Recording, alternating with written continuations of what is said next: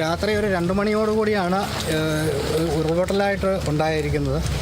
ഈ രവിച്ചേട്ടൻ്റെ മഷിയിലെ രവിച്ചേട്ടൻ്റെ വീടിൻ്റെ മുകൾ ഭാഗത്തു നിന്ന് ഉരുൾപൊട്ടലുണ്ടായത്.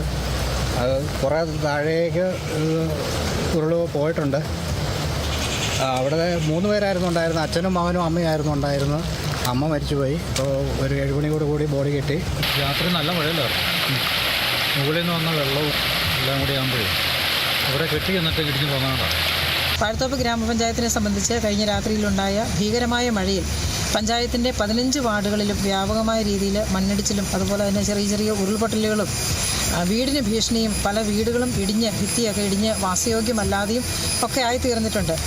ക്യാമ്പ് തുറക്കാനുള്ള സംവിധാനങ്ങളൊക്കെ ക്രമീകരിച്ചിട്ടുണ്ടെന്നാണ് വില്ലേജ് ഓഫീസർ അറിയിച്ചിരിക്കുന്നത്.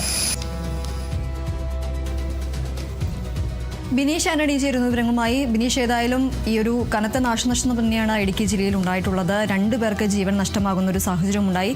എന്തൊക്കെയാണ് നിലവിലെ സാഹചര്യം? ഇടുക്കിയിൽ മഴയുടെ തീവ്രത കുറയാത്ത ഒരു സാഹചര്യം തന്നെയാണ് നിലനിൽക്കുന്നത്. ഇന്നലെ രാത്രി മുതൽ പെയ്യുന്ന ശക്തമായ മഴയെ തുടർന്ന് വാഗമണ്ണിലും കൊടിയത്തൂരിലുമായി ഉണ്ടായ മണ്ണിടിച്ചിലും ഉരുൾപൊട്ടലിലും 2 പേർ മരിച്ചതോടെ ജില്ലയിലെ സ്ഥിതിഗതികൾ കൂടുതൽ ആശങ്കാജനകമായിരിക്കുകയാണ്. അടിമാലി, മൂന്നാർ, നേരിമംഗലം, വാഗമൺ ഉൾപ്പെടെയുള്ള നിരവധി മേഖലകളിൽ മണ്ണിടിച്ചിലും പാറവീഴ്ചയും വെള്ളക്കെട്ടും റിപ്പോർട്ട് ചെയ്യപ്പെട്ടിട്ടുണ്ട്. ഇതോടെ പല പ്രധാന റോഡുകളിലും മണിക്കൂറുകളോളം ഗതാഗതം പൂർണ്ണമായും തടസ്സപ്പെട്ടു. താഴ്ന്ന പ്രദേശങ്ങളിൽ വെള്ളം കയറിയതിനെ തുടർന്ന് നിരവധി കുടുംബങ്ങളെ സുരക്ഷിത കേന്ദ്രത്തിലേക്ക് മാറ്റി പാർപ്പിച്ചിട്ടുണ്ട്. നിലവിൽ ജില്ലയിൽ 5 ദുരിതാശ്വാസ ക്യാമ്പുകൾ പ്രവർത്തിക്കുന്നുണ്ട്. വെള്ളപ്പൊക്കവും മണ്ണിടിച്ചിൽ ഭീഷണിയും നേരിടുന്ന മേഖലകളിൽ നിന്ന് കൂടുതൽ ആളുകളെ ആവശ്യമെങ്കിൽ ക്യാമ്പുകളിലേക്ക് മാറ്റാനുള്ള തയ്യാറെടുപ്പും ജില്ലാ ഭരണകൂടം തുടരുകയാണ്. അതേസമയം മഴക്കെടുതിയിൽ ഗതാഗത താറുമാറായ സ്ഥലങ്ങളിൽ യുദ്ധകാലാടിസ്ഥാനത്തിൽ ഗതാഗതം പുനഃസ്ഥാപിക്കാനുള്ള നടപടികൾ പുരോഗമിക്കുകയാണ്.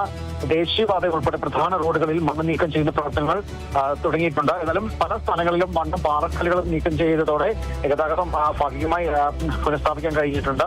ഏതായാലും ഇപ്പോഴും തടസ്സം നിലനിൽക്കുന്ന മേഖലകളിൽ പൊതുമരാമത്ത് വകുപ്പും ദേശീയപാത അതോറിറ്റിയും ഫയർഫോഴ്സും അടക്കം യന്ത്രസാമഗ്രികൾ ഉപയോഗിച്ച് മണ്ണ് നീക്കം ചെയ്യുന്ന പ്രവർത്തനങ്ങളും ആരംഭിച്ചിട്ടുണ്ട്. ഏതായാലും മഴയ്ക്ക് ഇതുവരെ ഒരു ശമനം ഉണ്ടായിട്ടില്ല എന്നതാണ് ജില്ലാ ഭരണകൂടത്തെ ആശങ്കപ്പെടുത്തുന്നത്. മലയോര മേഖലകളിൽ കൂടുതൽ മണ്ണിടിച്ചിലിനും ഉരുൾപൊട്ടലിനും സാധ്യത നിലനിൽക്കുന്ന സാഹചര്യത്തിൽ ജനങ്ങൾ അതീവ ജാഗ്രത പാലിക്കണമെന്നാണ് മുന്നറിയിപ്പ് നൽകിയിട്ടുള്ളത്. ഏതായാലും അനാവശ്യ യാത്രകൾ പരമാവധി ഒഴിവാക്കണമെന്ന് ദുരന്ത നിവാരണ അതോറിറ്റിയുടെയും ജില്ലാ ഭരണകൂടത്തിന്റെയും നിർദ്ദേശങ്ങൾ കർശനമായി പാലിക്കണമെന്നും അധികൃതർ വ്യക്തമാക്കുന്നുണ്ട്. പക്ഷേ മൂന്നാറടക്കമുള്ള സ്ഥലങ്ങളിൽ ഒന്ന് നോക്കിക്കഴിഞ്ഞാൽ അറിയാൻ പറ്റും, നിരവധി സഞ്ചാരികളാണ് മൂന്നാറിലേക്ക് ഒഴുകിയെത്തുന്നത്.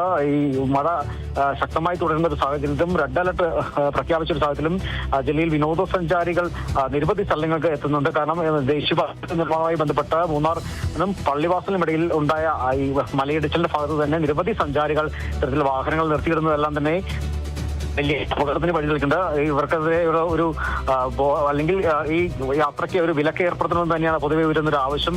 മഴ ശക്തമായി തുടരുന്ന സാഹചര്യത്തിൽ ഇനിയൊരു അപകടം ജില്ലയിൽ ഉണ്ടാകാതിരിക്കാനുള്ള നടപടിക്രമങ്ങളായി ജില്ലാ ഭരണകൂടം മുന്നോട്ട് പോകുമ്പോൾ ഇത്തരത്തിലുള്ള ഈ യാത്രകൾ, അനാവശ്യ യാത്രകൾ ഒഴിവാക്കാൻ നിർദ്ദേശം നൽകുന്നുണ്ട്. ഏതായാലും കനത്ത ജാഗ്രത പാലിക്കാൻ തന്നെയാണ് ഇടുക്കി ജില്ലയെ വീക്ഷിച്ചത് ജില്ലാ ഭരണകൂടം വ്യക്തമാക്കുന്നത്.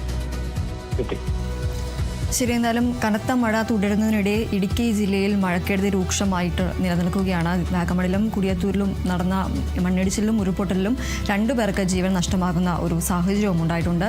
ബിനീഷ് ആന്റണിയാണ് വിവരങ്ങൾ നൽകിയത്.